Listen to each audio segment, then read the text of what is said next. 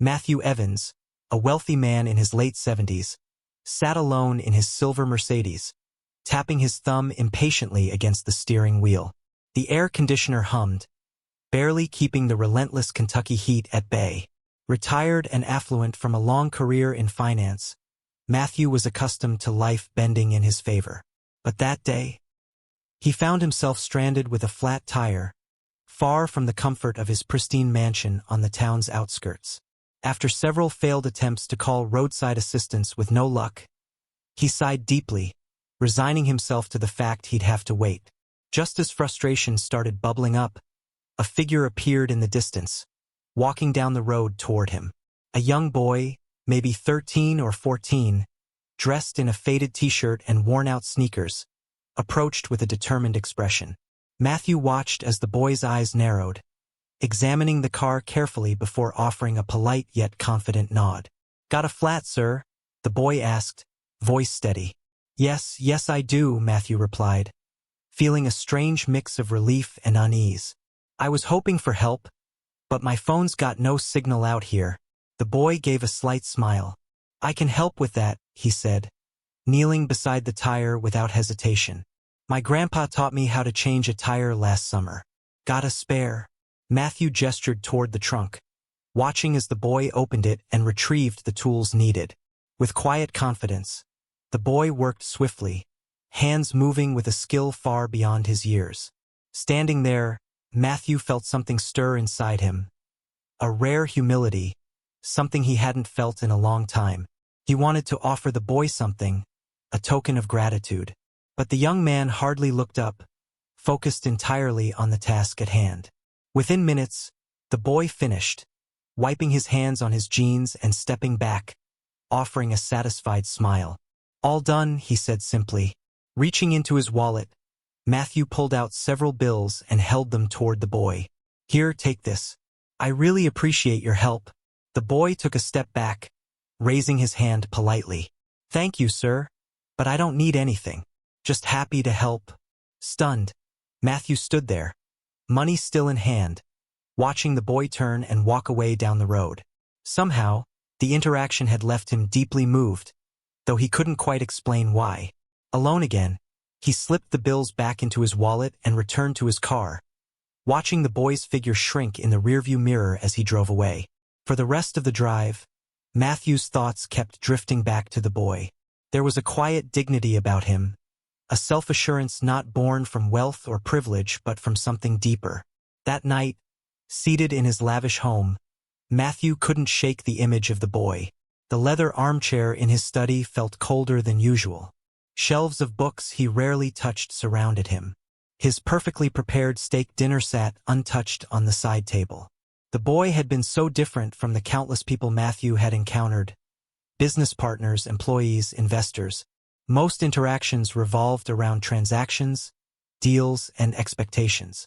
Yet this stranger, he helped for no reason other than kindness. Matthew leaned back, sipping his scotch, the memory of the boy's confident smile lingering. The worn shoes, the faded clothes, the dust on his hands. It all told a story. Yet, the boy carried himself with a kind of integrity so rare these days. The next morning, Matthew couldn't shake the feeling. He had to find the boy. Why? He wasn't sure. Guilt, gratitude, curiosity? Whatever it was, it felt unfinished. Driving down that same stretch of road, Matthew searched for any sign of him. Hours passed as he stopped at gas stations and small diners, asking if anyone knew a boy matching his description. Most shrugged, some shook their heads, until finally, an older woman behind the counter of a small cafe wiped her hands on her apron and said, "Sounds like you're talking about Elijah. That boy's always helping folks around here. Lives with his mama over in Harland." Harland, Matthew repeated, making a mental note. The town was about an hour away, nestled in the foothills of the Appalachians. The drive was scenic, yet Matthew barely noticed. His mind raced with questions. What kind of life did this boy have? What kind of family raised someone like that? When he arrived, the town was quiet. Modest homes, small businesses, a slower pace of life. Asking around, he was eventually directed to a small house on the town's edge. It was worn but tidy, the front porch sagging slightly under its own weight. Matthew hesitated before knocking. What would he even say?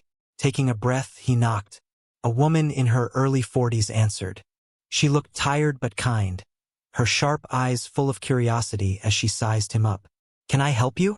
"Good morning," Matthew said, clearing his throat. "I'm sorry to bother you, but I think I met your son yesterday. Elijah, right? He helped me with a flat tire." Her expression softened, a gentle smile appearing. "That sounds like my Elijah," she said softly. "He's always helping people." Matthew offered a polite nod, his voice sincere. "I just wanted to thank him properly. He wouldn't accept anything from me yesterday." She nodded, stepping aside. "He's out back. You're welcome to wait." Matthew stepped inside, his gaze sweeping over the modest surroundings. The furniture was old but well-kept, the walls decorated with family photos and a few hand-drawn pictures, clearly the work of a younger Elijah. It was a stark contrast to his own immaculate mansion, filled with expensive artwork and pristine surfaces. Yet here, the space felt warmer, lived in, more alive. Following her to the backyard, Matthew spotted Elijah working on the fence, repairing it with steady hands. The boy glanced up, surprised to see Matthew standing there. "Hey, mister," Elijah greeted, wiping his hands on his jeans. "What are you doing here?" Matthew smiled, feeling an unfamiliar nervousness rise. "I wanted to thank you again. You helped me when I really needed it, and I just couldn't stop thinking about it." Elijah shrugged, his expression easy and genuine. It wasn't a big deal, but to Matthew, it was more than he could explain, and he was determined to express it. The boy leaned slightly against the fence, his curious gaze holding Matthew's. Silence lingered.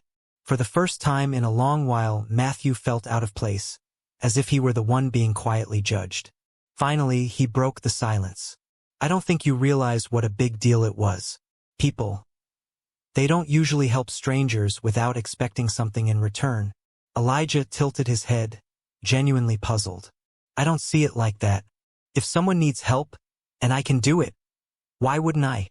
Matthew blinked, taken aback by the simplicity of his words. He looked past Elijah to the yard, the fence patched with mismatched wood, grass uneven, the rusting swing set leaning precariously. This family clearly made do with very little, yet they still gave freely. "You've got a good head on your shoulders," Matthew said, meaning every word. "Your mother must be proud." Elijah grinned, glancing back toward the house. "She works hard. I just try to help where I can." Matthew felt a pang of nostalgia, his mind drifting to his own childhood in a house not unlike this one. His parents had worked tirelessly just to make ends meet, teaching him values he'd somehow lost along the way, buried beneath wealth and status. Clearing his throat, Matthew spoke again. "I'd like to do something for you and your family." Elijah straightened, his expression cautious. "We're okay, mister. We don't need anything." "It's not about need," Matthew said gently. "It's about what's right. You helped me, and I want to return the favor." Before Elijah could respond, his mother stepped onto the porch, wiping her hands on a dish towel. "Elijah, you better come inside and wash up before lunch." Then, noticing Matthew, she added, "Would you care to join us? It's nothing fancy, but you're welcome." Matthew hesitated, unaccustomed to such invitations. But the sincerity in her voice left no room for refusal. "I'd like that," he replied, following them inside. The kitchen smelled of freshly baked bread and roasted vegetables. The table was small, surrounded by mismatched chairs, but it was set with care. Matthew took a seat, feeling strangely out of place in his tailored suit among such humble surroundings. Yet, there was a warmth here he hadn't felt in years. As they ate, conversation flowed easily. Elijah spoke of school, friends, and his dream of becoming an engineer. His mother shared stories about the tight-knit community, speaking with quiet pride about how people looked out for each other. Matthew listened, drawn in by the genuine connection, a stark contrast to the cold, transactional world he'd built for himself. After lunch, as they cleared the dishes, Matthew turned to Elijah's mother. "You've done a remarkable job raising him," he said sincerely. "He's got more heart than most people I know." She smiled softly, her eyes shining with gratitude. "Thank you.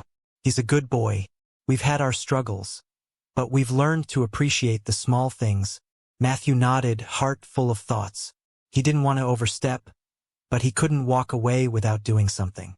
This family had given him a gift he hadn't realized he needed, a reminder of what truly mattered. Leaving their home that afternoon, Matthew felt a clarity he hadn't experienced in years. As he drove back to his estate, his mind raced with plans. This wasn't about charity. It was about honoring Elijah's kindness and his family's quiet strength. The next morning, Matthew made dozens of calls to old colleagues, contractors, suppliers. By midday, the plan was set in motion. Within a week, trucks and workers arrived at Elijah's home. Matthew stood on the sidewalk, clipboard in hand, overseeing the renovation efforts. Elijah and his mother watched from the porch, clearly overwhelmed.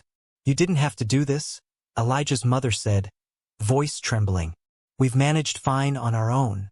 Matthew turned to her, eyes sincere. "You've done more than manage, you've thrived. But you gave me something I didn't know I was missing. Please, let me give back." Elijah stood quieter than usual, a thoughtful look on his face. Matthew knelt slightly, meeting his gaze. "You taught me something, Elijah. Helping people. It's not about money. It's about showing up. And I want to show up for you." Over the following weeks, the house transformed. The sagging porch was rebuilt with sturdy wood, the leaky roof repaired, and the rusting swing set replaced with a new one. Inside, the walls were painted, floors polished, and the kitchen upgraded with modern appliances. At first, Elijah tried to help, carrying planks and sweeping debris. But Matthew insisted, "Your job? Just enjoy being a kid for a while." Still, Elijah couldn't resist sneaking out to watch the workers, eyes wide with curiosity. One of the crew, a burly man named Joe, noticed his interest and invited him to help measure wood planks. Before long, Elijah was asking questions, learning eagerly. Matthew watched from a distance, pride swelling in his chest. For the first time in years, he felt like he was making a difference, not with wealth but with heart. The final day of the renovation felt like a celebration. Neighbors stopped by to see the changes, offering small gifts, freshly baked bread, jars of homemade jam, even a potted plant. Elijah's laughter echoed through the yard as he proudly showed his friends the new swing set and freshly painted rooms. The house, once tired and worn, now radiated life. Matthew stood on the front porch, leaning against the new railing, watching the scene with quiet satisfaction. He hadn't felt this kind of joy in years, simple, unfiltered happiness that came from seeing others thrive. Elijah's mother approached with a glass of iced tea, offering it with a warm smile. "You've done more than fix a house," she said softly. "You've given us hope. And I think you've found something for yourself too." Matthew nodded, accepting the tea. "I have," he admitted. "I spent so many years chasing what I thought mattered. Money, status, influence. But none of it ever felt like this." As the sun dipped lower, painting the sky in shades of orange, Elijah joined them on the porch. His energy still boundless, but his expression thoughtful. "Mr. Matthew, I've been thinking about what you did for us," he said hesitantly. "I want to do something like that one day. Help people. Make a difference." Matthew placed a hand on the boy's shoulder, his voice steady. "You already have, Elijah. Your kindness set all this in motion. Don't ever lose that." The three of them sat together as the day faded, bound not by wealth but by connection, gratitude, and a shared sense of purpose. When it was time for Matthew to leave, Elijah and his mother walked him to his car. The boy's wide grin and his mother's tearful smile were etched into Matthew's memory as he drove away, knowing this was not an ending but the beginning of something far greater. In the weeks that followed, Elijah's curiosity about construction blossomed. Matthew arranged for him to shadow some of the workers who had helped renovate the house. The boy soaked up every lesson, his enthusiasm infectious. And as Matthew visited more often, the house felt less like a project and more like a place where he truly belonged. Elijah and his mother had reminded him of life's greatest truth. It's not about what you have, but what you give.